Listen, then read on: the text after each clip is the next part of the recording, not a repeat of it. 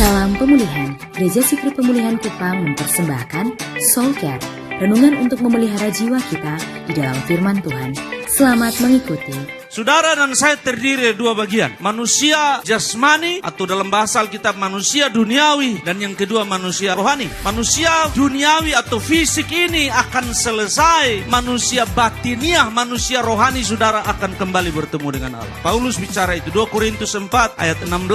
Sebab itu kami tidak tawar hati, tetapi meskipun manusia lahiriah kami semakin merosot karena penyakit, karena usia, karena memang kita hidup di dunia yang berdosa ini. Sebab itu kami tidak tawar hati. Daud bilang, kalau memang saatnya tubuh ini lemah, saatnya tubuh ini sudah menua, Daud bilang saya tidak tawar hati. Saudara, ada sehat, ada baik-baik, ada kuat-kuat, tiba-tiba push, tiba-tiba sakit ini, sakit itu, tiba-tiba kelemahan ini, kelemahan itu. Tetapi meskipun manusia lahiriah kami semakin merosot, semakin menurun, namun manusia yang Tuhan bentuk yang sebenarnya ini akan pulang ke sorga, namanya manusia rohani kami, dibaharui, dipulihkan kembali dari hari ke sehari. Waktu Allah bentuk saudara, mungkin tubuh ini turun, roh saudara makin naik. Waktu Allah izinkan sesuatu terjadi di hidup saudara, mungkin keadaan tubuh saudara makin menurun. It's okay. Roh saudara harus semakin kuat.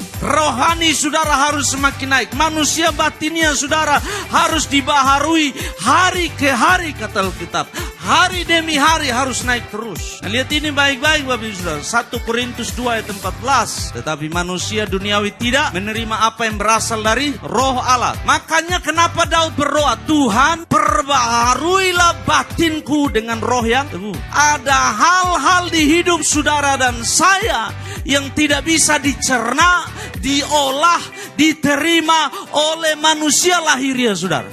Tidak peduli seberapa hebatnya saudara, pengetahuan saudara sampai dimanapun, ada hal-hal yang hanya bisa diterima oleh manusia rohani saudara. Tetapi manusia duniawi tidak menerima apa yang berasal dari roh Allah. Dia tidak bisa menerima, dia pilarang orang lain lagi. Dia tidak dapat memahaminya. Kata yang dipakai di situ memahami adalah mengerti berdasarkan pengalaman. Dia tidak bisa memahaminya. Dia tidak dapat mengerti bagaimana orang bisa sabar dalam penderitaan. Dia tidak bisa mengerti. Bagaimana orang bisa setia terus cinta Tuhan padahal sedang dianiaya. Dia tidak bisa mengerti. Kenapa? Yang dia nilai masih lahiriah.